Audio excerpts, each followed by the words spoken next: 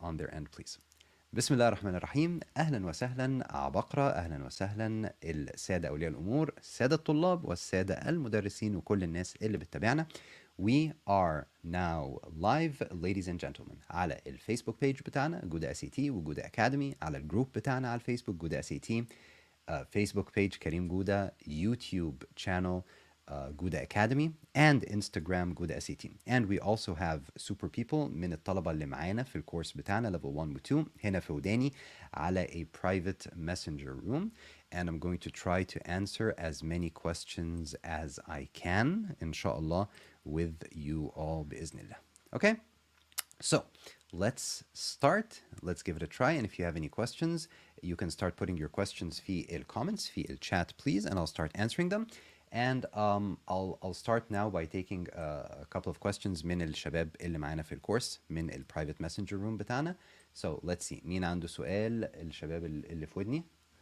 If you have a question, you can either say it or you can type it now. بس be quick, please. And then people on Instagram and YouTube and Facebook, you can do the same. All right? يلا يا شباب. Who's going to start?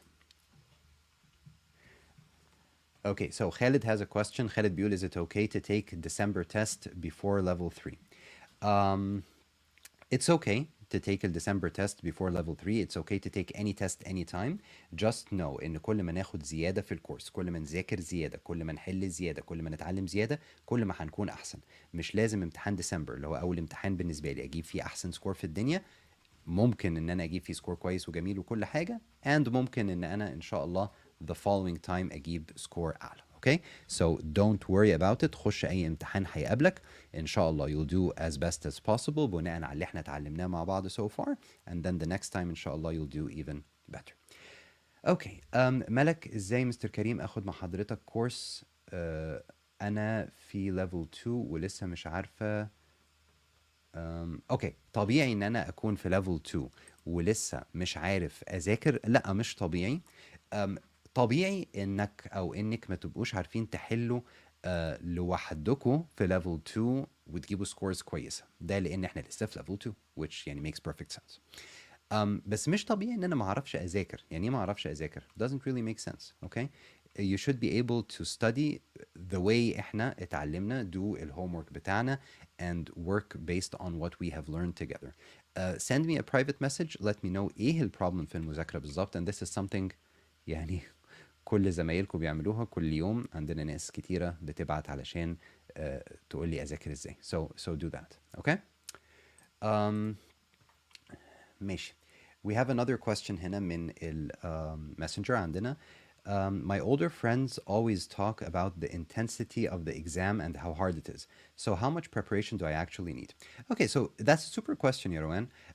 You need a lot of preparation. You need to solve tests كاملة بالtime علشان موضوع ال intensity ده. However, what your older friends might be talking about and المشكلة الكبيرة اللي هتكون عندهم وعند أغلب الطلبة هي ان هم بيركزوا على ان هم يحلوا كتير، يحلوا بالتايم، يشوفوا موضوع الانتنسيتي ده، انما بيحلوا غلط، مش مذاكرين، مش عارفين البيسس، مش عارفين يفكروا ازاي، مش عارفين يحلوا ازاي، مش عارفين الستراتيجيز السكيلز والهاكس بتاعت ال different types of questions. So you have to, in order to succeed, تمشي على الطريق بتاع النجاح والتفوق ده على مرحلتين. المرحلة الأولى هي مرحلة إن أنا أبقى فاهم كل حاجة، عارف الأسئلة بتيجي إزاي، عارف أحلها إزاي، عارف السكيلز والهاكس اللي أنا محتاجها علشان أعرف أحل كويس. Then once I master الكلام ده I start focusing on practicing a lot بالتايم علشان موضوع الانتنسيتي. إنما if you start من البداية كل همك التايم والانتنسيتي ده you start to ignore موضوع ال actual فهم المذاكرة السكيلز الهاكس المعلومات نفسها وكل همك يكون في البراكتس. ده بيضيع الناس. Okay, so never fall into that trap. ماشي. Now it's okay انك لوحدك تحلي زيادة if you want. انصح من بداية level 3 مش قبل كده، بس ما يبقاش همك جبتي كام صح وجبتي كام غلط، يبقى همك كله انا بحل ازاي، ليه الصح صح وليه الغلط غلط.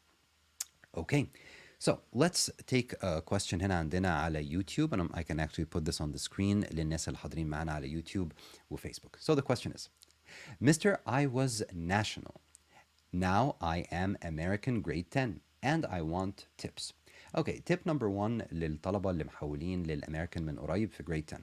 نمبر 1 سيبكوا خالص من موضوع التنسيق والاي اس تي والوزارة والدرجات والكلام ده كله. انسى كل الكلام ده وركز في المدرسة كويس جدا على الانجليش والماث. ابدأ خد كورس درس اي اس تي او اس اي تي او اي سي تي او التلاتة مع بعض، هو كله شبه بعضه، انجليش وماث.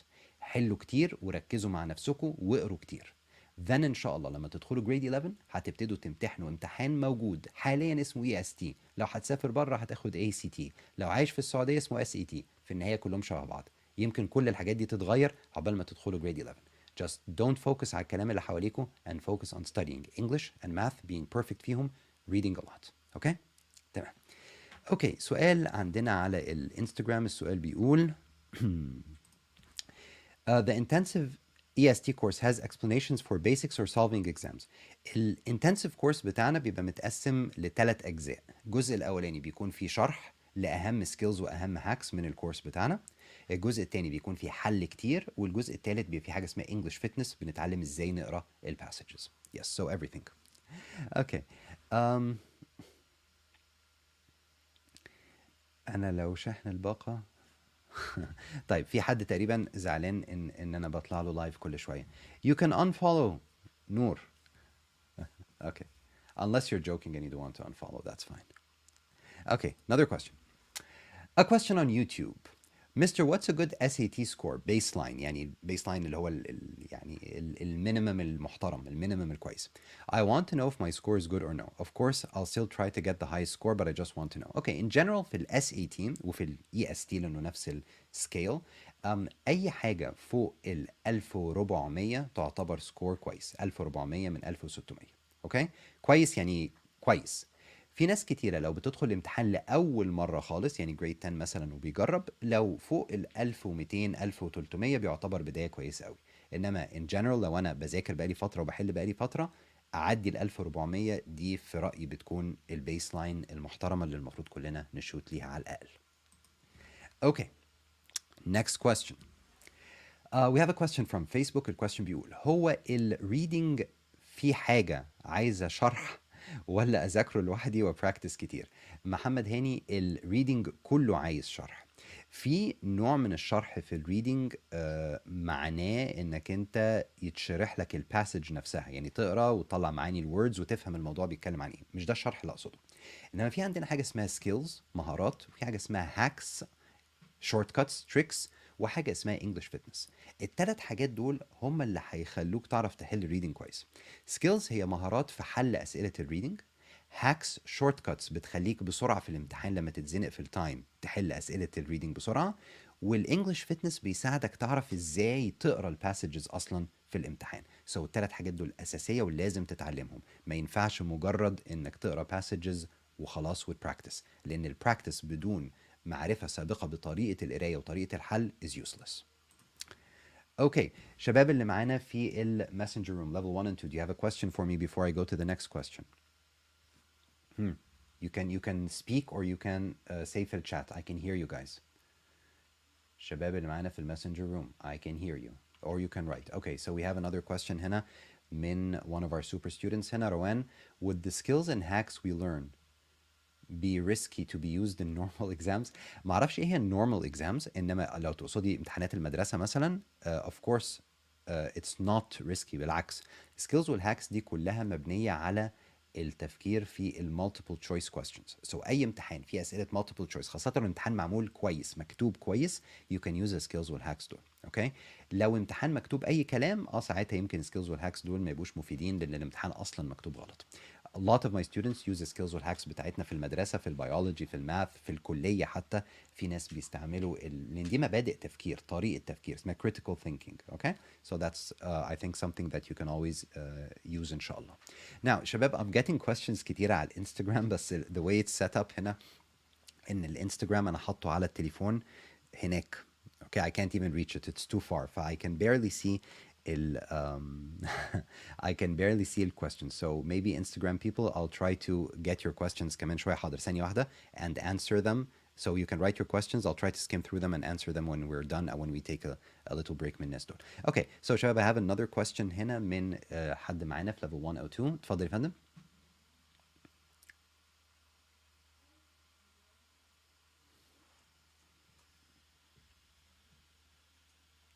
حاضر يا فندم. Okay, so I have a question هنا and it's a super important question. مستر كريم، في الكورس بتاعنا هل هنحل امتحانات EST مع بعض، امتحانات كاملة EST؟ أولا قبل بس ما أرد، في كذا فيديو أنا عملته بحل فيهم passages من EST tests، منهم واحد من قريب. just search for them على الفيسبوك أو اليوتيوب. إنما أنا في الكورسز بتاعتي لحد النهاردة مش عايز أحل امتحانات EST كجزء من البراكتس الأساسي بتاعنا، وده لسبب واضح جدا. السبب هو ان امتحان الاي اس تي ده امتحان لسه بيكبر، لسه بيتربى، وكل امتحان عن التاني بيغيروا شكله وبيطوروا فيه وبيغلطوا غلطات كتيرة قوي فيه لسه. وده طبيعي في بداية أي امتحان جديد إن يكون فيه أخطاء كتير. أنا مش عايز أمرنك على الأخطاء دي، ومش عايز أحل معاك امتحانات فيها أخطاء كتير، لأنك هتتشتت، هتتلخبط، هترتبك، هتعك في الامتحان. الاي اس تي محاوله لتقليد الاس اي تي، فبالتالي هم بيجيبوا امتحانات اس اي تي ويحاولوا يعملوا زيها. انا بدل ما اخد التقليد ده واتمرن عليه وهو لسه مليان اخطاء، انا هتمرن على الاصل اللي هو الاس اي تي، لغايه لما احس ان الاي اس تي تيستس دي بقت مستقره، بقى لها ستاندردز محدده، بقوا عارفين الاخطاء بتاعتهم مش بيكرروها، الموضوع بقى واضح، ساعتها هنحله مع بعض في الكورس. لان مفيش فايده دلوقتي من ان احنا نحله مع بعض، مفيش حاجه جديده بتيجي في الاي اس تي مش بتيجي في الاس اي تي، مفيش معلومه هتفوتنا، هو نفس الامتحان بنفس الرولز بنفس السكيلز بنفس الهاكس، ولكن شكله وحش وفيه اخطاء. ايه اللي يخليني امرنك على حاجه فيها اخطاء؟ انا امرنك على النسخه الاصليه المحترمه اللي هي الاس اي تي. وانس ان الاي اس تي ظبط حاله شويه هنبتدي نحل مع بعض. وانا عملت كذا فيديو حليت فيه امتحانات اي اس تي، باسجز من امتحانات اي اس تي سواء ريدنج او رايتنج، وكلهم بحلهم بنفس الطريقه اللي احنا بنحلها بالظبط في الكورس، بنفس طريقه الاس اي تي. اوكي، سو اللي يقول لك لازم تحل اي اس تي بالذات في الانجليش علشان خاطر ده مختلف عن الاس اي تي وبتاع، لا، لازم تحل اس اي تي وتبقى شاطر جدا فيه. والاي اس تي بص عليه حله مع نفسك لو عايز، انما هو مليان اخطاء. يعني عارف لو انت حليت لوحدك امتحان اي اس تي ولقيت نفسك في سؤال مش عارف تحله خالص ومحتاس فيه، ده مش لان في معلومه انا ما اديتهالكش، ده لان السؤال ده فيه غلطه، السؤال ده مكتوب غلط اصلا، مهما علمتك عمرك ما هتعرف تحله في الامتحان. وانا متفائل ان هم ان شاء الله هيظبطوا الموضوع in the near future. اوكي، او هيرجعوا الاس اي تي. ماشي. اوكي we have another question من الماسنجر من الستودنتس بتوعي and then I'll go back للفيسبوك واليوتيوب. اوكي. So الكويستشن من جانا بتقول is it normal to be scared of the exam? It is quite normal to be scared of the exam. It's actually beneficial and يعني good for you to be scared من الامتحان. Because الخوف من الامتحان والقلق شوية هيخليكي تذاكري وهيخليكي تبقي على أعصابك سنة وهيخليكي في الامتحان تكوني مركزة زيادة. ولكن لو الخوف ده زاد عن حده هيتقلب لتوتر، ارتباك، في النهاية هيكون عك. مهما حليتي ومهما ذاكرتي دلوقتي ومهما أنا علمتك you will do very يعني poorly على الامتحان لو خايفة زيادة عن اللزوم. فاعتبري الخوف ده، اوكي، اكتبوا دي ورايا يا شباب ما تنسوهاش، اعتبروا الخوف من الامتحان زي الدواء. لو خدت منه حباية واحدة مرتين في اليوم زي ما الدكتور قال هتخف، انما لو خدت العلبة كلها وبلعتها على بعضها هتموت. صح؟ اعتبروا الخوف ده كده. You need a little bit of خوف but not too much خوف. As you practice more and you work more معايا and you work more by yourselves في البيت, you will start getting more confident والفير ده هيبتدي يقل and you'll be in a good place. انما when you start في البداية طبيعي يكون في خوف كتير. and من مميزات الامريكان دبلومة ان احنا عندنا كذا محاولة. so ليه خايفة من امتحان الاس اي تي بتاع شهر 12 مثلا او الاي اس تي بتاع شهر 12؟ ليه خايفة منه؟ ما في واحد تاني بعديه بشهرين ثلاثة، وفي واحد تاني بعديه بشهرين، في واحد تاني بعديه بشهر. خلاص يبقى مش لازم اخاف، لازم اعمل اللي عليا، اتكل على الله and I try to do my best. اوكي ان شاء الله. اوكي let's take a question بقى، نرجع تاني للشباب اللي معانا على اليوتيوب والفيسبوك. So here we have a question. Facebook question: بنتي grade 11، الوقت مناسب من وجهة نظر حضرتك لدخول أول محاولة؟ أظن يا فندم إن المفروض أول محاولة كنا ندخلها من grade 10، فلو حد في grade 11 ولسه ما دخلش خالص يفضل إنه يدخل. أنصح إن هي تدخل إلا إذا كانت هي ما عندهاش أي فكرة عن أي حاجة. يعني لو ما بدأتش تاخد كورس، ما عندهاش أي فكرة عن النظام، الانجليش بتاعها او الماث بتاعها ضعيف شويه، بلاش تدخل محاوله قريبه قوي، ممكن نروح للمحاوله اللي بعديها. انما لو عندها فكره عن الموضوع، الانجليش والماث عندها مش وحشين، بدات تاخد درس، بدات تذاكر شويه، حطت رجلها في الموضوع، انصح ان هي تاخد اي محاوله متاحه ليها. حتى لو ما عملتش كويس قوي فيها هتعمل احسن بعد كده. انما التمرين الحقيقي في الامتحان الحقيقي بالتايم وبالضغط ده مهم جدا للطلبه. في طلبه كتير كانوا من زمان، يعني دلوقتي بطلوا يعملوا الموضوع ده. زمان كان في ناس تقعد تذاكر كتير كتير كتير لوحدها علشان تدخل الامتحان مره واحده مثلا في جريد 12. كان ده وجهه نظرهم. طلعت فكره فاشله جدا، لان مهما ذاكروا واتمرنوا في البيت لما بيدخلوا الامتحان الحقيقي الدنيا بتبوظ منهم. ف they need to practice ان هم يدخلوا الامتحان الحقيقي كتير. اوكي. سؤال تاني عندنا من يوتيوب.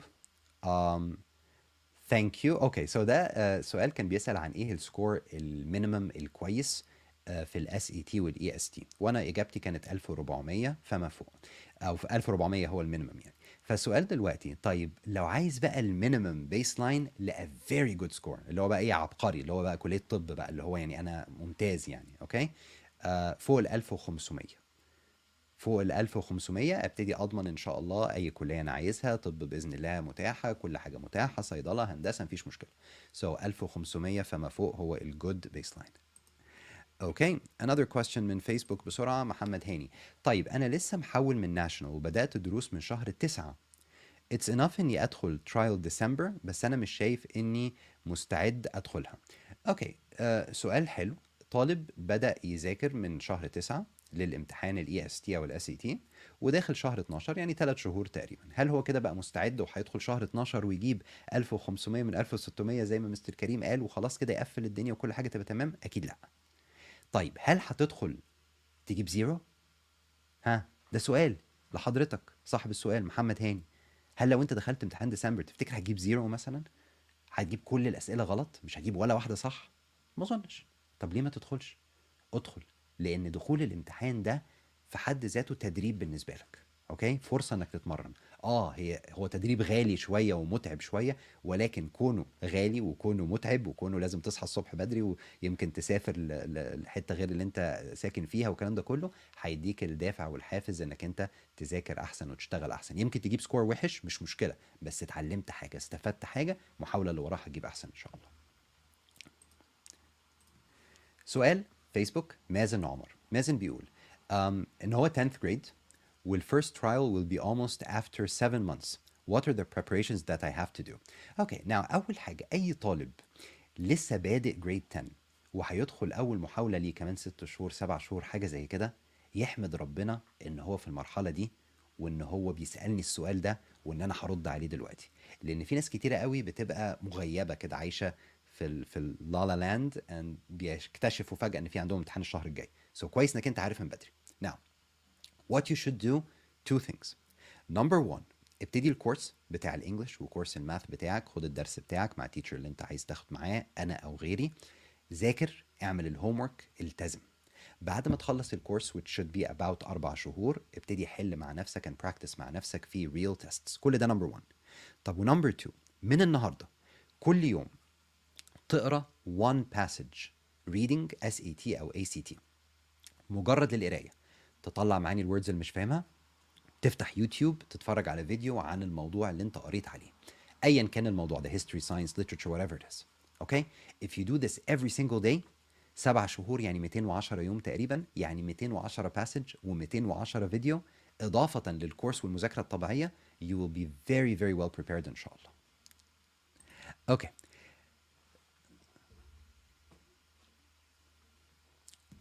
اوكي سؤال حلو قوي. حاضر. في سؤال مهم جدا. طالب بيقول لي، ينفع اذاكر لوحدي للماث في الاي اس تي او الاس اي تي او الاي سي تي، ولا لازم اخد درس؟ الاجابه معقده شويه فركزوا معايا. اول حاجه، ممكن تذاكر لوحدك طبعا، ومش لازم تاخد درس خالص طبعا، بس لازم يتوفر فيك شرطين. الشرط الاول هو ان يكون عندك اساس قوي في الماث، يعني الفراكشنز، الديسيمالز، البروبرتيز بتاعت المالتيبليكيشن والديفيجن اللي هي distributive property ومش عارف ايه الكلام ده كله. بتعرف انك انت تعمل basic algebra 1 كويس جدا، ما عندكش مشكله. حافظ الرولز بتاعت السكوير روتس وبتاعت الاكسبوننتس وشويه حاجات في الجيومتري. يعني انت شاطر في الماث في المدرسه، كده كده بتجيب فول مارك، بتجيب درجات عاليه قوي. الماث بالنسبه لك سهل ومفهوم وانت شاطر فيه. لو توفر فيك الشرط ده، نمبر 1 كده الحمد لله you're on the right track، ممكن تذاكر لوحدك. الشرط التاني انك عندك القدرة to self study and self regulate. يعني عندك القدرة انك تحط لنفسك جدول، انا هذاكر كذا تشابتر في الاسبوع، هحل كذا امتحان كل يوم، المفروض اقعد ساعتين اذاكر احل فيهم امتحان، بصلح لنفسي الامتحان، الحاجات اللي انا غلطان فيها بكتبها نيتلي كده في كراسة وباجي اراجع عليها تاني. لو عندك القدرة انك تنظم وقتك وانك تحط لنفسك خطة وتلتزم بيها، يبقى ذاكر لوحدك. يبقى اللي عايز يذاكر ماث لوحده وما ياخدش درس، you can and you should، بس لازم يكون عندك أساس قوي وعندك القدرة إنك أنت تنظم وقتك وتلتزم بيه. if you do، اعمل كده على طول. لو أساسك ضعيف أو مش عارف تنظم وقتك، يبقى لازم تاخد درس يعلمك ازاي تنظم وقتك ويعلمك الاساس القوي، وبعد كده انت تكمل لوحدك. Okay, now I have another question من ثانية واحدة ناخد بس another question من الماسنجر جروب عندنا and then I'll come back to you. So Anthony بيقول Mr. I just started in the EST lessons and everything. Will I be able to join December's test? As I said Anthony, if you take a test كمان شهر أو اتنين you will do fine إن شاء الله. مش هتجيب زيرو بس برضو مش هتجيب سكور حلو قوي. ده لا يعني شيء. لازم تذاكر وتدخل الامتحان، ده نوع من التدريب بالنسبة لك تتعلم منه ان شاء الله. بس خد بالك لما تدخل الامتحان اللي وراه بقى ان شاء الله هتكون مستعد اكتر وتجيب سكور اعلى. انما ما تقولش انا مش هدخل الامتحان غير لما ابقى 100% مستعد، عمرك ما هتبقى 100% مستعد. اوكي جانا، one more question جانا and then هنرجع تاني لحضرتك حاضر هنا على الاوديو. Is it possible to get 1850 او 1300 from the second or third trial? Yes of course. It's very possible ان احنا نجيب درجة زي كده من تاني او تالت مرة. يس اغلب الطلبة بيجيبوا سكور حلو بعد 4-5 مرات، انما في طلبة كتير لو مجتهدين وشاطرين بعد مرتين او ثلاثة بيجيبوا سكور حلو. and جانا 1300 يعتبر كويس كبداية، بس you should shoot انك تعدي 1400 على الاقل ان شاء الله by the third trial. اوكي باذن الله. اوكي اتفضل تاني يا فندم، قول لي سؤالك. مين اللي كان عنده سؤال؟ احمد، اتفضل يا احمد.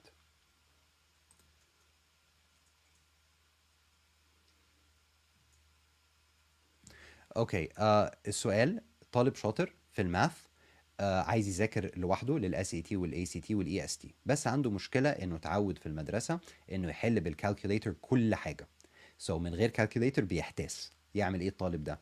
نمبر 1 لو بجد شاطر في الماث، هتجيب كتاب اس اي تي زي باندا ماث مثلا، وتشوف السكشن بتاع النو كالكوليتر وتتعلم التريكس اللي تخليك تحل من غير كالكوليتر. هتفتح يوتيوب وتعمل سيرش على SAT No Calculator Tips أو SAT No Calculator Hacks، وتشوف التيبس والتريكس اللي موجودة دي وتتفرج عليها وتفهمها. هتحل امتحانات SAT حقيقية sections اللي من غير calculator. لقيت نفسك شغال وفهمت وبتعرف تحل وكل حاجة تمام، كمل مذاكرة لوحدك ومش لازم تاخد درس. لقيت نفسك محتاج حوسة كبيرة قوي، خد درس، بس قول للتيتشر بتاعك قبل ما تبتدي معاه الدرس انك انت مشكلتك الاساسيه في حته الكالكوليتر. غالبا مش هيقول لك طب خد معايا دروس النو كالكوليتر بس، لان that wouldn't make sense، انما هيبقى مركز معاك اكتر او هياخد باله انك انت عندك مشكله في موضوع الكالكوليتر ده. Okay, I think that's the best thing to do. Okay, let's move on to our questions على الفيسبوك واليوتيوب. And again, people معانا على Instagram. I'm sorry your questions are so far away I can barely see them. I'll try to bring this closer. أو أفتحها عندي somehow على الكمبيوتر هنا على الشاشة الكبيرة and try to answer you. بس let's just get some of these people first in. Okay. So we have a question من Steven. Steven بيقول Mr. I was national and now I am American in grade 11. ممكن أجيب سكور كام في أول مرة؟ لو كنت شاطر في الناشونال في الإنجليش وفي الماث ممكن تجيب سكور عالي إن شاء الله وتجيب سكور حلو. أي حاجة أول مرة وأنت محول من ناشونال فوق ال 1200 تعتبر كويسة.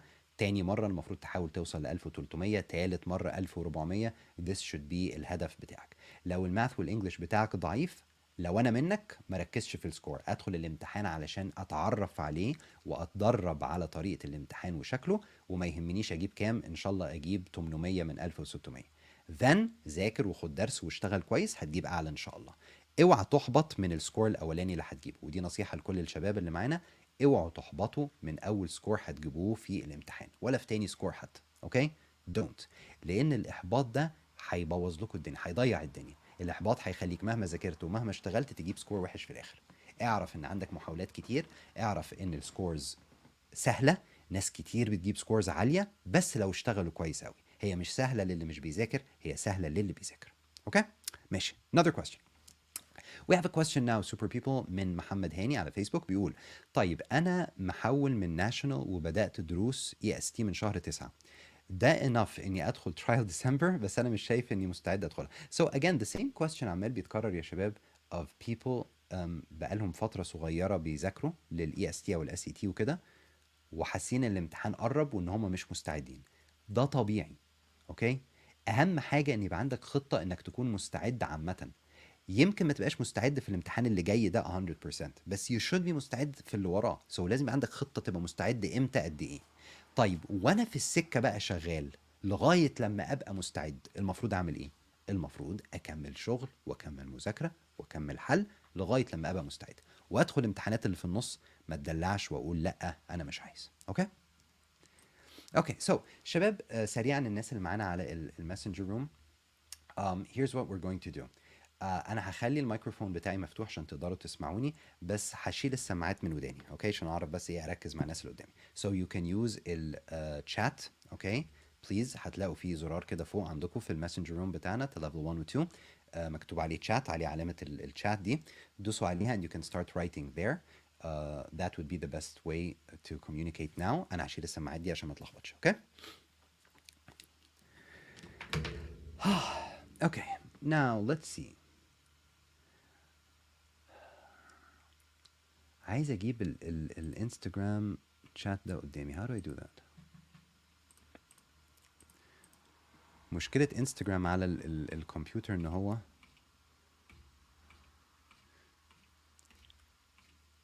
okay شباب if somebody can do me a favor I don't know how you can do it بس if you can copy a link للانستجرام لايف فيديو اللي شغال دلوقتي بتاعنا على جودة اسيتي على انستجرام and send it to me في الكومنتس يا اما على الفيسبوك يا اما على اليوتيوب يا اما في الماسنجر chat بتاعنا.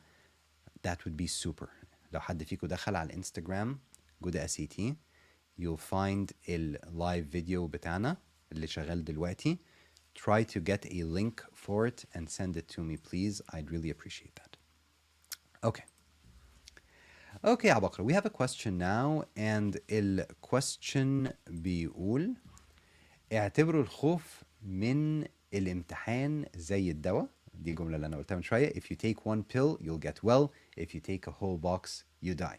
yes okay don't forget الموضوع ده ماشي. remind me to make a short video and talk about الموضوع ده. okay now super people we need to take يعني a break من الكلام الكتير قوي ده. بس ثانية واحدة. سعد ثانك يو.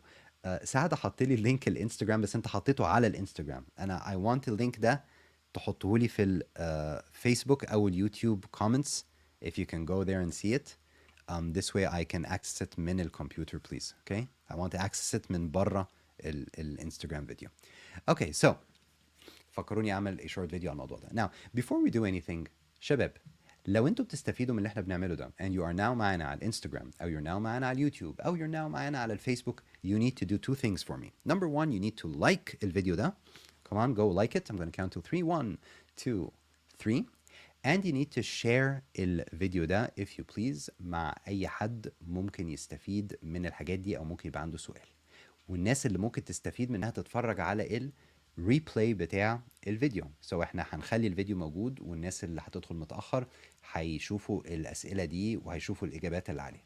لو حد كان خايف من الامتحان والجملة اللي أنا قلتها بتاعة الخوف اللي عامل زي الدواء ده ممكن يفرق مع الشخص ده، يغير طريقة تفكيره، يغير الاتيتيود في المذاكرة، يغير السكور بتاعه، يغير حياته and you can share it with someone you know then you need to. okay share it with your friends, your students, your parents على حسب بقى انتوا أولياء أمور ولا طلبة ولا مدرسين.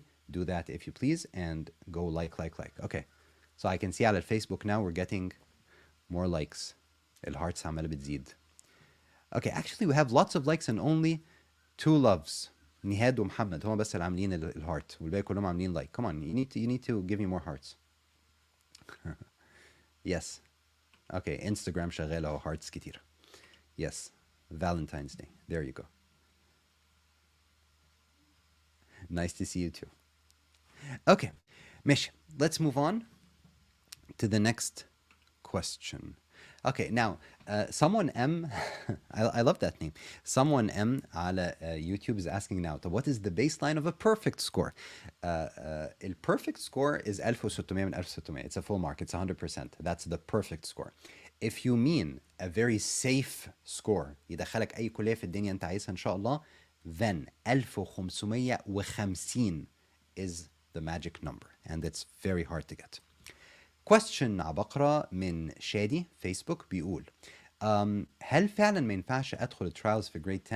الاجابه يا شادي لا، الكلام ده غلط. ينفع تدخل اي امتحان SET او ACT، واظن EST برضو نفس الحاجه دي. تقدر تدخل اي واحد فيهم في جريد 10، ممكن في جريد 9، ممكن في جريد 8 في اغلب الاحوال كمان. اوكي، الفكره ان في الجامعات المصريه او التنسيق المصري مش هيتحسب لك السكور بتاع جريد 10. اوكي، هي دي بس الفكره، هيبتدي يتحسب لك من جريد 11.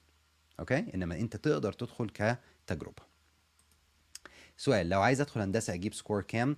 اجان رينج ال 1400 وطالع رينج معقول للهندسه، 1500 وطالع رينج معقول لاي حاجه.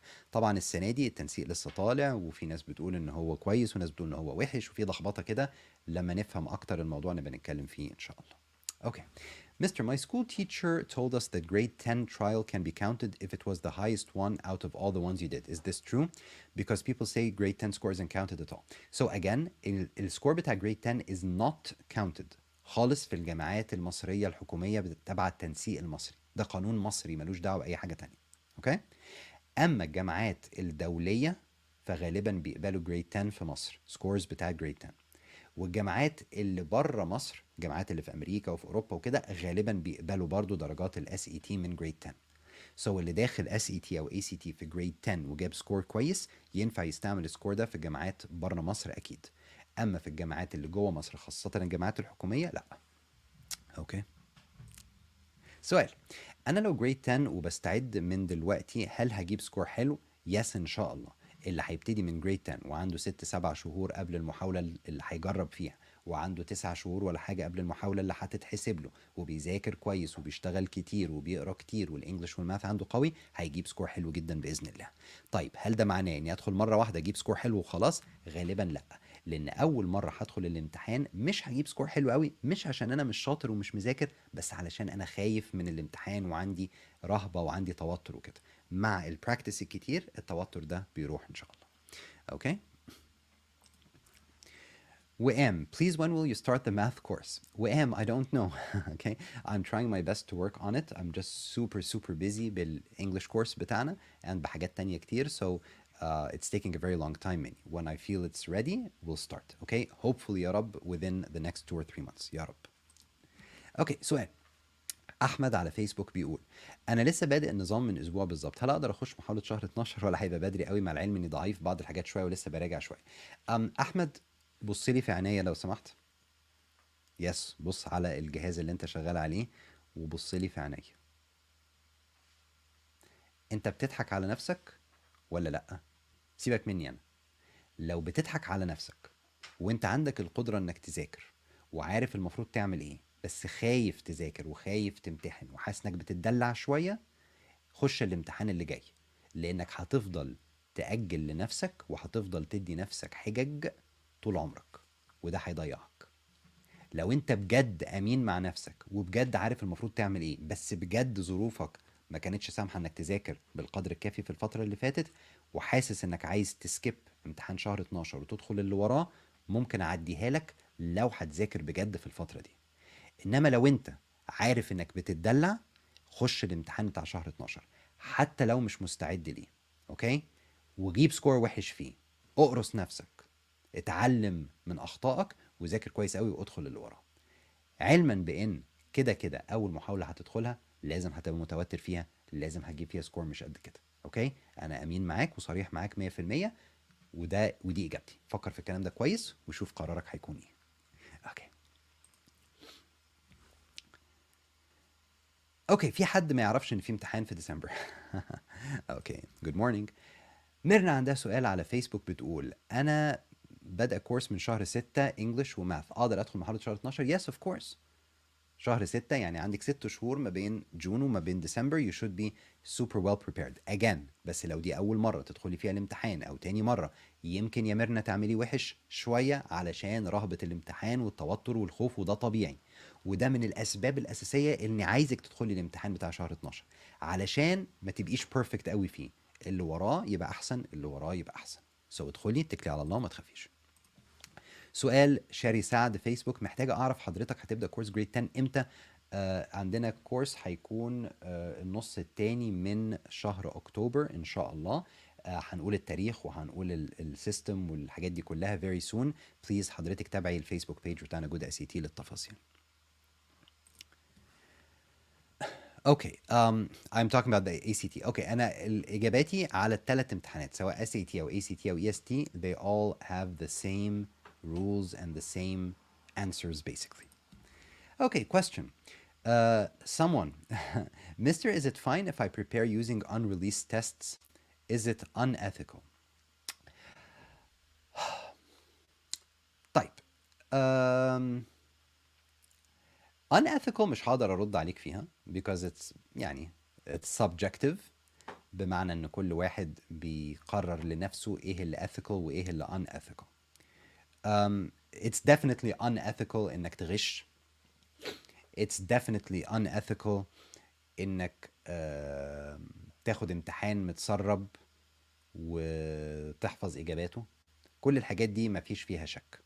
انما امتحان unreleased by the college board officially وموجود على الانترنت وكل الناس بتحله، هل it's unethical ان انا احله؟ I don't know. You have to decide. Okay. Definitely لو انت عارف ان ده الامتحان اللي هيجي لك بكره يبقى المفروض ما تحلوش. انما هو امتحان مش هيتعاد، امتحان موجود، شوف انت قرر. Is it fine بمعنى هل هيفيدك؟ اكيد هيفيدك. طيب what if you decide ان it's unethical and you don't want to do it؟ هل ده معناه انك انت كده ضحيت و someone I don't know if you're a boy or a girl because your name is someone. Okay, so you need to tell me. هل ده معناه انك انت ضحيت كده وانت ضيعت الدنيا ويا حرام يا عيني انت ما حلتش الامتحانات دي علشان انت حاسس انها unethical وغيرك حلها وهم هيستفيدوا وانا لا؟ لا. ليه؟ لان كل الامتحانات مستواها مقارب لبعضه وكل الافكار واحده وكل السكيلز والهاكس وطريقه التفكير في الحل واحده وكل الرولز واحده. يعني لو انا حليت ال10 امتحانات بتوع الاوفيشال اس اي تي بس ما حليتش غيرهم وهم الامتحانات دي حليتهم 50 مره it's exactly the same لو حليت كل الامتحانات الانريليست. سو مفيش فايده كبيره في اني احل الامتحانات الانريليست.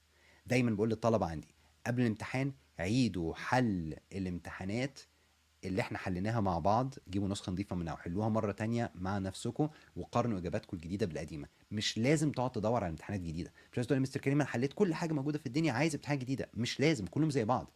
just عيد حل القديم and make sure you master الافكار بتاعته. you should be fine. اوكي. فرح عندها سؤال بتقول هل فعلا الساينس اتلغى في مصر؟ طيب I'm not sure what the question is لان في انجلش وعربي مع بعض. let me see if I can read it here. طيب تقريبا هي بتسأل عن الاي سي تي 2 مبدئيا والساينس سيكشن بتاع الاي سي تي العادي. Now الساينس سيكشن بتاع الاي سي تي العادي اللي هو الاي سي تي 1 اوكي ده موجود في كل حته في الدنيا. اوكي. واي اي سي تي طبيعي في اي حته في الدنيا لازم تمتحنوا انجلش والماث والساينس على بعضه. حته ان في مصر في جامعات تمتحن لها ساينس وجامعات ما تمتحن لهاش ساينس دي حاجه غريبه قوي. اوكي مش موجوده غير في مصر. فالطلبه اللي في مصر غالبا مش محتاجين يمتحنوا اي سي تي ساينس، ولكن لو سابوه فاضي هيتضروا لان السكور بتاعهم هيطلع ناقص. ولو ناويين يقدموا في جامعه بره مصر في اي وقت من الاوقات او في جامعه امريكيه مثلا او كده في مصر لازم سكور ساينس ده يكون موجود ويكون كويس. فنصيحتي لحضراتكم اي حد داخل اي سي تي ذاكروا ساينس وادخلوه 100%. طيب في مصر بقى، في مصر فقط في امتحان اسمه ACT2 و EST2. دول مطلوبين في الجامعات اللي هي الهندسه والطب والكلام ده. مين منهم بقى اللي هيفضل ومين اللي هيتلغي ودلوقتي بيقولوا الاي اس تي 2 بس هو اللي مطلوب؟ دي شغلانه طويله مش هندخل فيها دلوقتي وانا ما عنديش يعني المعلومه الاكيده فيها. اوكي. اوكي ازاي نقدر ندفع وامتى الكورس الجديد وكده، كل التفاصيل دي هتكون موجوده very soon ان شاء الله. اوكي. مازن Mazen. Okay. I have your question on the screen, يا Mazen. Just want to make sure I can. Okay. Is level X important enough to be joined, or will we just practice and revise what we took? Now you're asking me يا Mazen, I have to tell you it's important. مش علشان عايزك تدخله، إنما علشان I really think it's important. Level X بنحل كتير. It's all حل. And لما بنستعمل كل الحاجات اللي اتعلمناها في الثلاث شهور اللي فاتوا في الحل ده. شبه بالظبط الفرايداي كلاسز. الفرايداي كلاسز بتاعتنا هي اساسا كانت حصص ليفل اكس. اوكي. الحل معايا مفيد جدا لانك بتشوف انا بحل ازاي بقى باستخدام كل الحاجات اللي اتعلمناها. It's super important انك تحل معايا at least one month. عشان كده you need to take at least one level X. اوكي ده رأيي الشخصي طبعا. ممكن ناس ما تبقاش موافقة معايا بس that's what I really think. طيب شاهد عندها سؤال بتقول هو لو حد في grade 12 المفروض ليه كام trial؟ المفروض بيكون في 6 محاولات في السنة in general. I'm not sure السنة دي هم كام بالظبط، انما in general you have 6 total. الاي اس تي اظن انه عاملين الاي اس تي العادي والاي اس تي 2 في ايام مختلفة، فتقدري تاخدي في نفس الشهر يعني اكتوبر تقدري تاخدي اي اس تي عادي وكمان اي اس تي 2. في الاس اي تي الكلام ده مش متاح لانه بيكون يوم واحد فيه الامتحانين. I'm not 100% sure. If somebody knows ردوا عليها please. If not you can ask على group زي right way to SAT. عمر احمد عنده سؤال على الفيسبوك بيقول what is considered as a good score for the first time in grade 11. First time score فوق ال 1200 يعتبر good. فوق ال 1300 is very good for first time. Okay, Nihad Ibrahim, Facebook. Now we are grade 8. Regarding what is happening with the American diploma in Egypt, we don't know whether to continue American or switch to IG. What is your advice? My advice has always been the same. Until now, it's still the same, unless أن حاجة اتغيرت في الدنيا. Just stay where you are. اللي في American يفضل American واللي IG يفضل IG. طالما أنا لسه في grade 8 أو 9 لأن غالبا القرارات للأمريكان وللآي جي أكيد هيتغيروا في الثلاث سنين اللي جايين دول ويمكن يتغيروا كذا مرة. لو أنا شاطر في الإنجليش وشاطر في الماث وبعمل فيهم مجهود كبير في الأمريكان دبلومة هنجيب سكورز حلوة وهندخل كلية حلوة إن شاء الله. الطالب الضعيف في الإنجليش وضعيف في الماث هو اللي دايما بيبقى عنده مشكلة. طب أنا دلوقتي في grade 8 حتى لو انا ضعيف I still have a chance ان انا اقوي نفسي. So this should be my focus.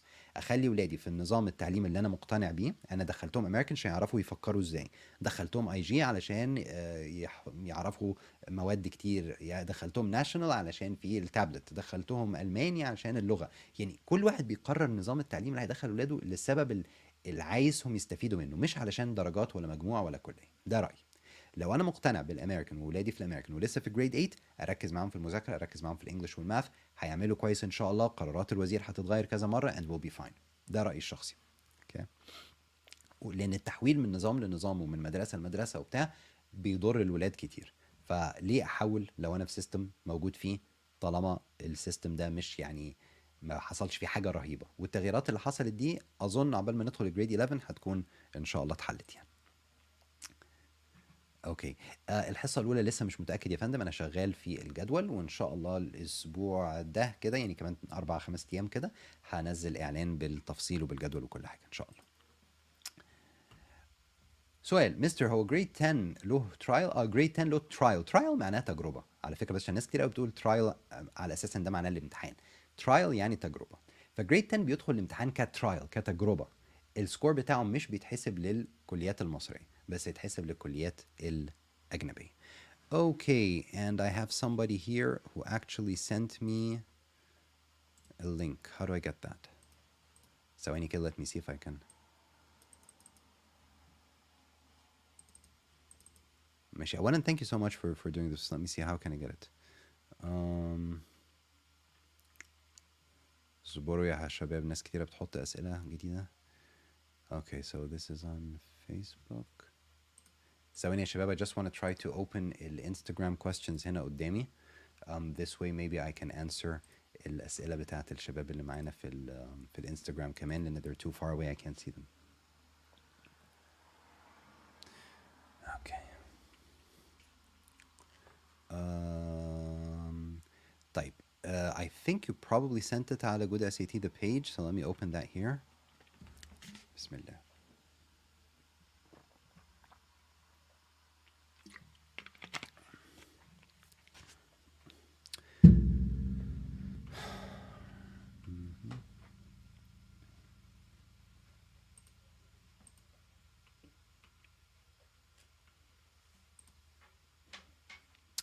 معلش يا شباب ثواني. I'm trying to get the link بتاع الانستجرام ده. I think I'm almost there. And while I'm doing this, let's talk about short attention spans. You guys have short attention spans. بمعنى ان انتوا بتزهقوا بسرعة. يعني مستر كريم يا لسه هيقعد يدور على اللينك، خلاص بقى نطفي. ودي من العيوب الكبيرة اللي التكنولوجيا عملتها فينا يعني. Okay, so I really I really appreciate the link you sent, but unfortunately that's just the link to my Instagram account, not the actual video. So if you can share the actual video link, that would be great. Thank you again. Okay, so تعالوا نكمل. سؤال من عمر أحمد. What score in the ACT is needed if I want to go for college in the US? If you go, هو ال ACT التوتال بتاعه من 36.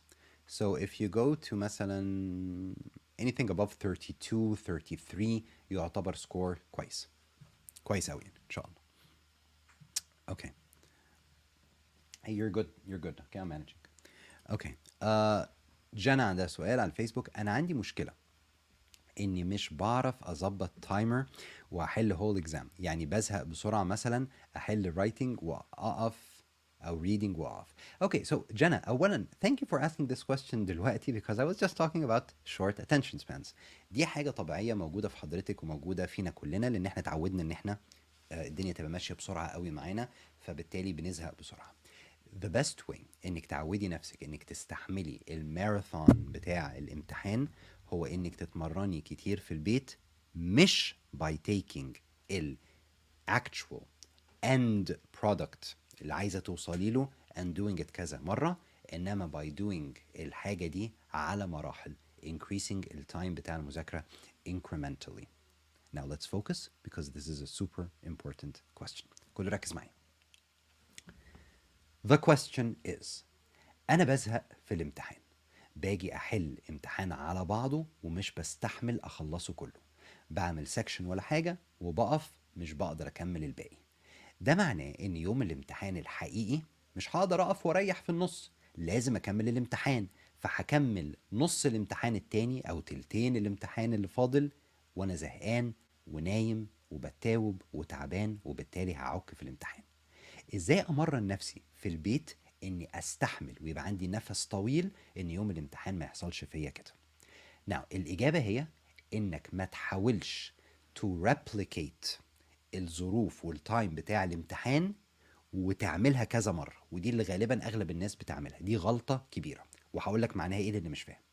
يعني let's say الامتحان مدته 4 ساعات، ماشي؟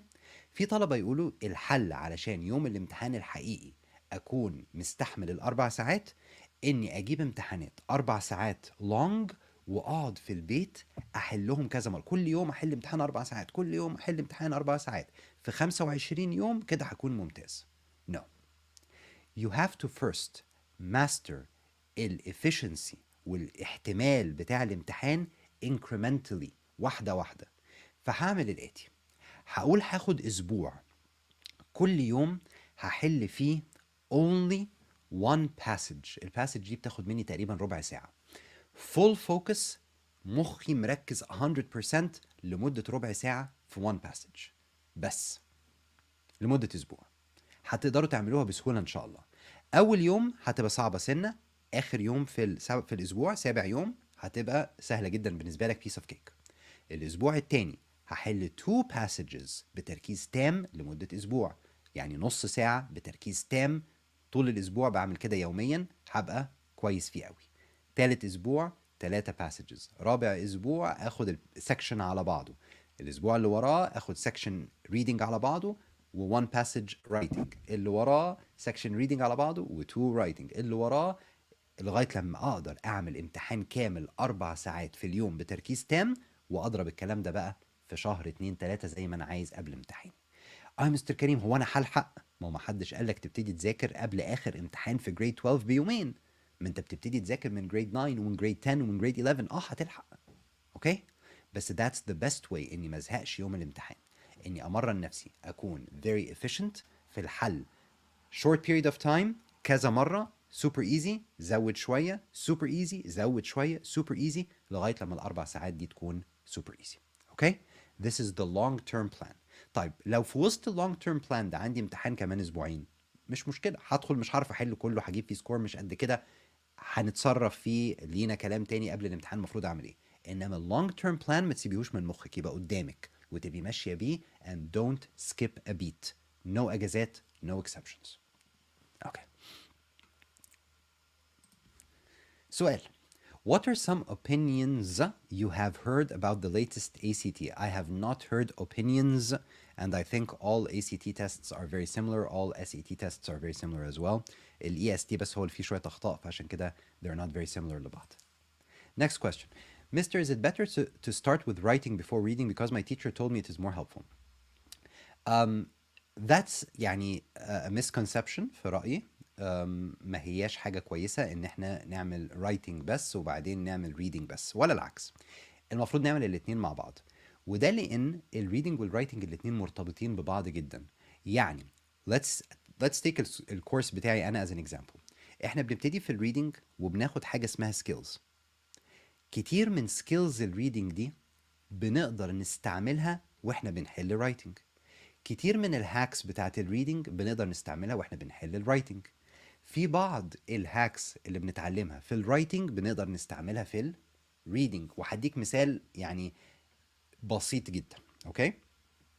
في الرايتنج بنتعلم حاجه اسمها transition words, joining words, linking words, conjunctions، كلها اسامي لنفس الحاجه، اللي هي however و because و therefore وكده.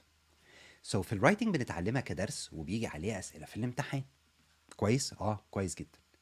طيب الدرس بتاع الهاويفر والذيرفور والكلام ده اللي انا اتعلمته في الرايتنج، اللي بحل بيه اساسا رايتنج اساسا جرامر، هل ممكن يفيدني في الريدنج؟ ممكن. لما تيجي تقرا سايتيشن في الريدنج باسج وبتحل سؤال معين، تاخد بالك ان الاوثر بيقول في الجمله دي however كذا كذا، فيو نو ان في هنا ترانزيشن فيه بوزيتيف ونيجاتيف او في نوع من الاختلاف، فتختار الاجابه اللي فيها كلمه contrast وهكذا. So we use معلومات من الريدنج عشان نحل بيها رايتنج، ومعلومات من الرايتنج نحل بيها ريدنج، فلما تاخد الاتنين مع بعض ده بيكون مفيد جدا بالنسبه لك. لو لسبب ما مش قادر تعمل كده for some reason ومحتاج مخك راكب انك لازم تفوكس على one at a time, writing is easier than reading, so maybe you can start with that if you want, but I don't think so. Okay. حضرتك في سنتر تبعك في اسكندريه ولاد بيحضروا حصص حضرتك فيه ولا لا؟ كان في سنتر عندنا، هو مش كان، هو لسه في سنتر في اسكندريه. انما احنا بقالنا فتره طويله بنشتغل اونلاين من البيت مع طلبه اسكندريه as well. كان السيستم بتاعنا في اسكندريه زمان وي هاد السنتر كبير ببروجيكتور بتاع والطلبه بيحضروا فيه، انما بقالنا يعني كذا سنه موقفين السيستم ده. so now لا، ما فيش السيستم ده. اوكي. فريدة ياسر عندها سؤال على يوتيوب. Hello Mr. Guda, I'm taking a pre-SAT ACT test, يعني test or course, so I'm not sure what she means. And from what I heard from my friends that it's not important for 10th grade. However, I want to hear from you if it's important. Okay, so she's actually taking the test. هتدخل امتحان pre-SAT وعايزة تعرف هل ده مهم للجامعات ولا لا. لو جامعات في مصر، جامعات حكومية في مصر، ما هواش مهم خالص. لو جامعات بره مصر غالبا مش هيبصوا عليه برضه، هيبصوا على سكور الاس اي تي او الاي سي تي مش البري خالص. البري ده بينفعك حضرتك كنوع من التدريب، كنوع من المذاكره علشان تبقي كويسه في الاس اي تي والاي سي تي. however في امريكا في scholarships بيدوها للطلبه من اول جريد 10. they offer scholarships دي او من اول جريد 11 لو جايبين سكور عالي في البري اس اي تي والبري اي سي تي. اوكي. سو الفايده الوحيده ليكي كجامعه انك لو جبتي سكور حلو قوي ممكن تقدمي على سكولرشيب من بدري قبل ما تخلصي المدرسه، قبل ما تقدمي على الجامعه، علشان جايبه سكور بري اس اي تي عالي. انما في التقديم الطبيعي للجامعه هتحتاجي درجات الاس اي تي او الاي سي تي مش البري. اوكي. سؤال ياسين على فيسبوك بيقول Mr. Good, I have a specific question that came on the EST exam. The question was asking about whether to I'm not sure. بصي اسمها italics. So هل بتتنطق italicize؟ ماشي، هي مكتوبة غلط. Whether to italicize يعني اكتبهم بالايتاليكس اللي هو الكلام المايل ده the word، ولا خليها bold، ولا put it between quotations. What are your thoughts on this؟ طبعا my thoughts are ان ده اختراع، سؤال غريب جدا. وهم بيحبوا كل امتحان كده يجربوا حاجة جديدة. أغلب الطلاب غالبا حلوه غلط, so you don't have to worry about it. I didn't see the question, I'm not really sure what it was asking exactly. مبدئيا انت قلت italics وقلت bold وقلت between quotations, so these are three choices, so there should be a fourth choice which is probably answer A. I don't know, A هو ال fourth choice, it would depend. If I were the test writer, أنا اللي مألف الامتحان, the hard rule في الجرامر أو في البنكتويشن would be to put quotation marks لو الكلام ده is a quote حد قاله أو متاخد من حاجة مكتوبة أو كده. If that were the case يبقى الإجابة اللي فيها quotations على طول هي الصح. أما بقى هل المفروض تبقى bold ولا italics, ده ملوش hard rule في الجرامر والبنكتويشن, ده في اختلاف ما بين الرايترز, ما أظنش إن ده كان المفروض حاجة يختبروك فيها. فلو هو كان لازم يكون quotation يبقى الإجابة الquotations هي الصح على طول وخلاص. What is the fourth choice? If I know, I can also help you out. If you do have that question in particular, you can share it and maybe we can look at it, inshallah.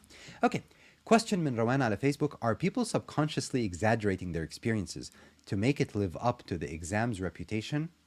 Or is that hard, not just different?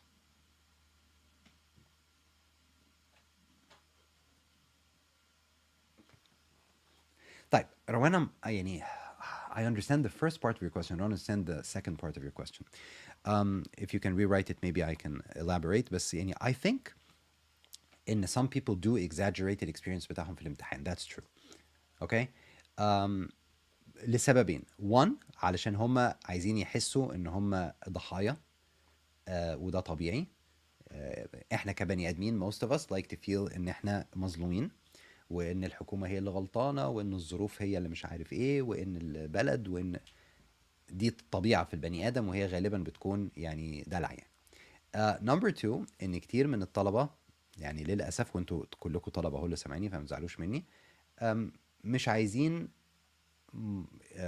اهاليكوا يقولوا لكم انتوا بتدلعوا وانتوا ما ذاكرتوش كويس, وانتوا كان المفروض تذاكروا, كان المفروض تعملوا. فانت عايز تطلع تقول له ده كل الناس بتقول الامتحان وحش, ده الامتحان كان فظيع, ده الامتحان كله اخطاء, علشان ما يبقاش فيها لوم عليكم يعني. Okay, وده طبيعي. فيس, a lot of people do exaggerate. Now I'm sure some people don't, بس a lot of people do exaggerate. خلاص. فلما مامتك تقول لك يا روان بصي على بنت طنط مش عارفه مين, شوفي جابت سكور عالي ازاي, اشمعنى انت ما جبتيش سكور كده, انت اللي بتدلعي وانت اللي مش بتذاكري وبتاع. اكيد انت بتتضايقي لو حد قال لك حاجه زي كده. فطبيعي لما تدخلي امتحان تحبي تطلعي تقولي ايه, ده الامتحان كله اخطاء, ده الامتحان كان مشكله, ده كان فيه كذا, ده كان فيه كذا. هل ده يمنع ان ممكن يكون كان فيه فعلا اخطاء او كان فيه مشاكل؟ لا, بس يعني it's very likely, so I think the answer is yes. Okay, next question. How many trials do we have for SAT or ACT? On average, we have 6 trials per year. سؤال على الفيسبوك. Which exams should I focus on if I'm going to take an EST exam? English, focus على SAT. Math, focus على SAT first, then ACT. Omar Ahmed, Facebook. Are the practice tests in books like Kaplan good, or should I practice from official tests? Official tests 100% أحسن من أي حاجة تانية في الدنيا. كابلن ممكن تستعمله للبراكتس على دروس معينه, يعني let's say انت مثلا ضعيف في درس ال subject verb agreement, ممكن تجيب كتاب كابلن وتفتح الشابتر بتاع subject verb agreement وتحل 200 سؤال على subject verb agreement علشان تتمرن على الدرس ده نفسه. انما تدريب على امتحان على بعض وعلشان خاطر اجيب سكور حلو في الامتحان وتايمينج والكلام ده كله, stick to real official tests only. ده رأيي الشخصي. grade 10 ردينا خلاص على السؤال ده. Okay, we have a question, Habiba, على Facebook. Is there any possibility that the SAT will come back to Egypt? The last EST exam was bad. I have no idea about possibility. يعني أكيد there is a possibility. إنما I have no idea. ما عنديش خبر, ما عنديش معلومة. إنما my gut feeling كده, إحساسي بيقول إنه هيرجع. Okay, at some point هيكون امتحان digital, امتحان إلكتروني, ما فيهوش غش, ما فيهوش تسريب. الوزاره هتتعب من امتحان الاي اس تي ومن المشاكل بتاعته ومن الشكاوي بتاعته والكلام ده كله, وهيقول لك خلاص عايزين اس اي تي, خدوا الاس اي تي او مش مشكله. اظن كده, بس طبعا الله اعلم. اوكي. سؤال. What is SAT2 or AP about? Now SAT2 الله يرحمه خلاص no more SET subject tests اللي هو المسمى ب SET2 في مصر، ده انتهى من العالم كله، so انسوه. AP دي مواد متقدمة شوية، بتبقى مستوى أولى جامعة في الغالب، بتكون بتدرس جوه المدرسة من ضمن منهج المدرسة، بتمتحنها في المدرسة وبتاخد عليها درجات من المدرسة، ولو عايز ممكن تمتحن امتحان AP إضافي تبع الكوليدج بورد if you want، بيبقى شكله حلو في الجامعات بره مصر. جوه مصر ال AP مش مطلوب. في الإمارات ال AP مطلوب على حد علمي في بعض المدارس أو في الإمارات عامة كجزء من منهج المدرسة، بس مش لازم تمتحن ال AP بتاع الكوليدج بورد. again على حد معلوماتي. and if you go search على اليوتيوب channel جودة أكاديمي، search على AP هتلاقيني عامل one or two videos بشرح فيه ال AP day. okay you can search على اليوتيوب write جودة أكاديمي AP. okay سؤال، امتى من فضلك نتيجة شهر أكتوبر؟ yes I have no idea للأسف ما أعرفش. okay سؤال، I think it's a possibility the decisions are always changing. Okay so yeah that was an answer لموضوع ال SAT I think. Okay ياسين, I agree that EST math was tough while both the English and reading were easy. Okay so دي حاجة كويسة. أنا also want to remind everybody إن في النهاية أهم حاجة التوتال سكور بتاعك، وأهم حاجة التوتال سكور بتاعك مقارنة بزمايلك. فالسنة دي مثلا في التنسيق في مصر كان في مشكلة، والمشكلة دي مع ان ناس كتيرة يعني بتشتكي من الاي اس تي وكده، بس لو النظام فضل زي ما هو المشكلة دي خلاص مش هتبقى موجودة. المشكلة كانت ان في ناس امتحنت اس اي تي، وناس امتحنت اي سي تي، وناس امتحنت اي اس تي، وقالوا لك هنعمل ماتشنج وهنعمل سوبر ماتشنج وهنختار، فبقى في درجات كتير قوي داخله في الميكس اللي بيحدد مين فيكم جايب سكورز اعلى من مين. لو بقى في اي اس تي بس او اس اي تي بس، او بقى الموضوع واضح شويه، اظن الموضوع هيكون احسن شويه بالنسبه لكم. So look على التوتال، الريدنج والرايتنج والماث بلس بعض، سكور بتاعك فيه ايه، هو ده التوتال بتاعك. عايز تجيب اعلى درجه ممكنه فيه، مش مهم بقى هتيجي من الماث هتيجي من الانجليش، المهم تجيب اعلى سكور ممكن. سؤال من عمر: Do you have any tips for students in Egypt who are looking to study in the US? Um, Yes, I do. Tip number one, try to get as high a GPA as possible في المدرسة. حاول تجيب يعني فول مارك في مواد المدرسة على قد ما تقدر، لأن في أمريكا بيهتموا قوي بالترانسكريبت بتاع المدرسة، بالمواد اللي أنت واخدها وبالدرجات بتاعتك فيها. أوكي، وخد بالك إن في أمريكا بيحسبوا من جريد 9، يعني بياخدوا درجات جريد 9 و10 و11 و12.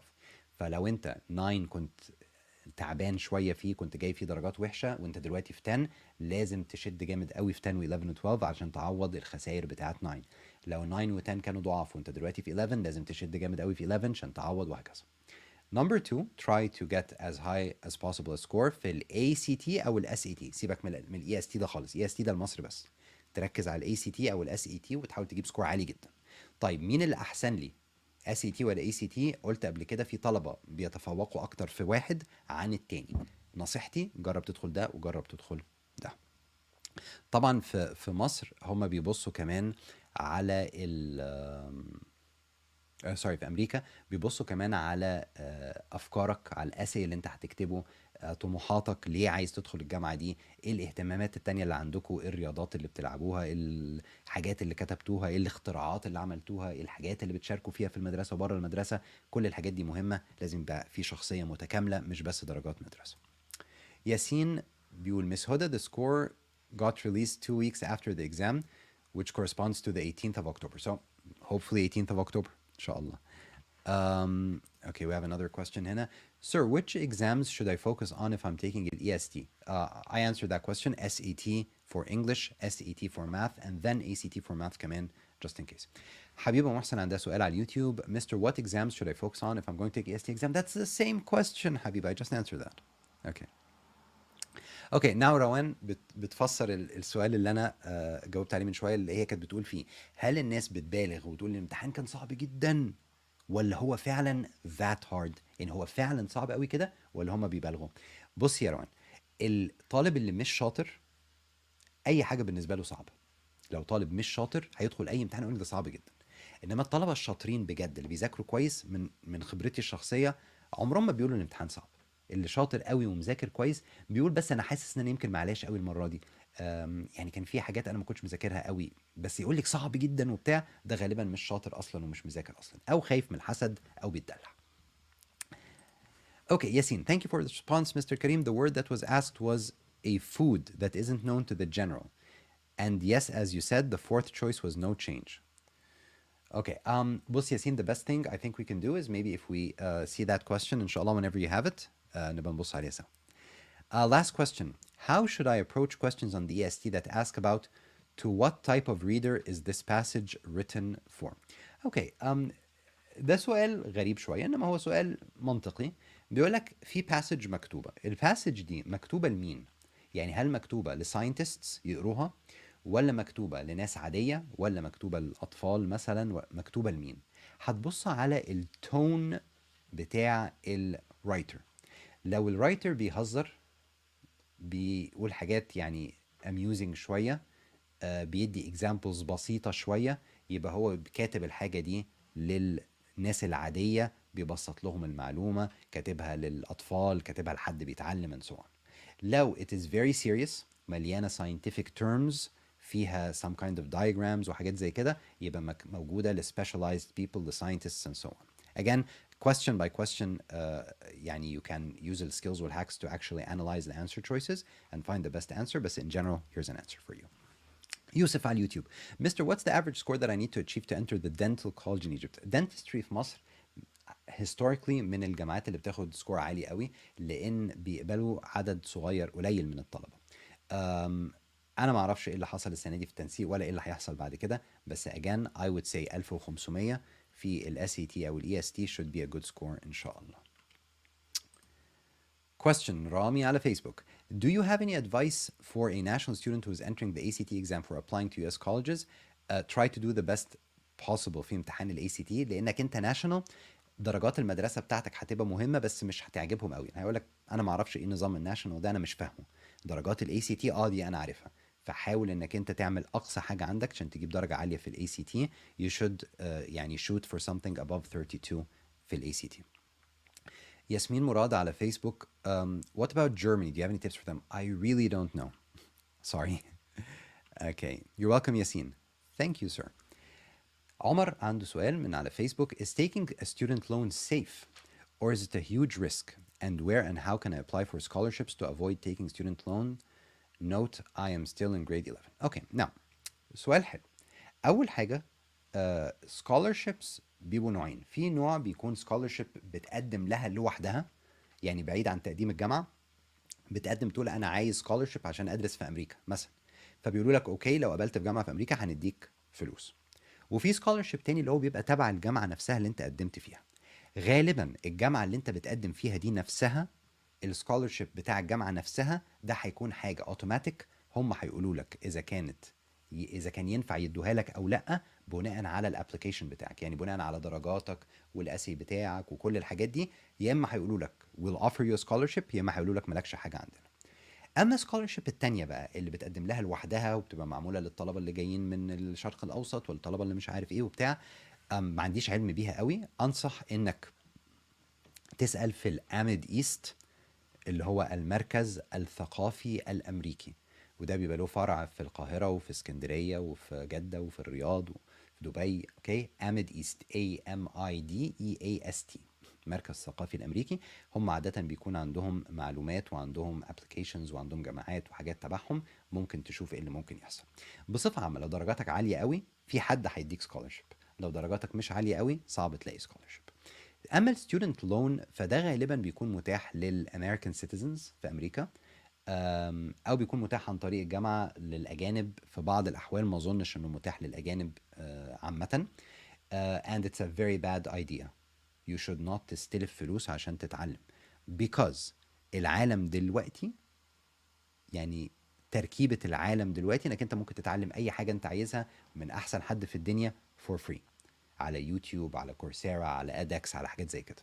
ف there is no point انك تستلف فلوس وتتداين علشان تتعلم. Okay? My pleasure. Super people, share this video. Please, we're going to keep it على اليوتيوب and على الفيسبوك with anyone you know who can benefit from it. Instagram as well. and I hope ان انتوا تكونوا استفدتوا بالدردشه دي. Now Instagram زي ما قلنا we had a few questions here that انا ما ردتش عليهم, so here's my phone. تعالوا نجرب نرد على a couple of them لو في حاجه غريبه عن اللي احنا قلناه, and then هنقفل for today ان شاء الله. Okay, so let's see. Karim بيقول, do you have any advice for a national student? Okay, so Karim actually asked the same question. What should I do before the EST December test? You should redo التستس القديمة اللي حليناها مع بعض, and تراجع الامتحانات المرة الجديدة اللي انت حلتها بالمرة القديمة. Focus on knowing why the right answer is right and why the wrong answer is wrong. This should be done على طول. You should read one passage every day بغرض القراية والفهم.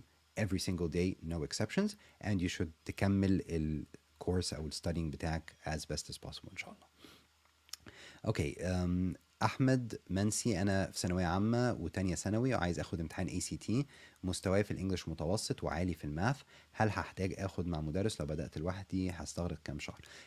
أظن من 4 ل6 شهور مذاكرة ده هيكون أحسن حاجة بالنسبة لك. هل تاخد لوحدك ولا مع مدرس؟ أنا رديت على السؤال ده قبل كده. لو عندك القدرة تذاكر لوحدك والإنجليش بتاعك عندك فيه أساس كويس, then go ahead وذاكر لوحدك. لو أساسك ضعيف أو مش بتعرف تذاكر لوحدك, يفضل إنك تاخد درس. عمرو, what should I do before December test? ردينا على السؤال ده. ايه اللي كان مختلف في محاولة SAT بتاعت اكتوبر؟ مش عارف. اظن في حد بعت لي حاجات منه بس انا ما شفتهاش لسه. What do you advise me to enter ACT or EST? Both طبعا. I said this 100 times يا شباب. كله يدخل ACT ويدخل SAT ويدخل EST. اي حاجة متاحة ليك ادخلها, لان ده هتحتاجه لمصر, ده هتحتاجه لو هتروح بره مصر, ده هتحتاجه للجامعة الامريكية, ده هتحتاجه للجامعة الالمانية. You don't know هتقدم على أنهي كلية وهتقبل فين. Be ready as much as possible. Mr. Can I enter the test in April? But I didn't start the course yet. Yes, if you start now you'll have time قبل امتحان April إن شاء الله. You should be ready. ده اللي هو ال SAT يعني أو ال EST. Okay, it's Omar. Guys, SAT with Mr. Guda is so easy. Yes, Omar. Thank you. Amr, what should I do before? Okay, ردينا السؤال ده. Okay, and here's Rowan's question. Now I know who Rowan is على Instagram. Okay, شباب اللي على Instagram, if you're not following على Instagram, you guys بتهزروا. You should follow. I got 1540 and still won't be able to enroll in Career University. طيب, طبعا I think in this person, I'm sorry I don't know the name, بيشتكي انه جاب 1540 في الاي اس تي او الاس اي تي وما جالوش طب القاهره. ده لان التنسيق السنه دي is weird. Okay, خد بالك انت ذاكرت وجبت سكور عالي جدا والمفروض تدخل كليه كويسه جدا, وربنا اراد ان التنسيق ما يدخلكش الجامعه دي. قول الحمد لله ان الحاجه دي مش مكتوبه لك ومش كويسه بالنسبه لك, and your other choice اللي هتدخله ان شاء الله هو ده اللي هيكون احسن ليك باذن الله. اوكي, حبيبه بتقول read my question, لسه ما جاتليش. It's Yasin. Hey Mr. Good, happy seeing you. You too. Mr. Is there a possibility, دي حبيبة, that the SAT will come back? I answered that question. There's always a possibility. Amira, ممكن plan for studying EST December?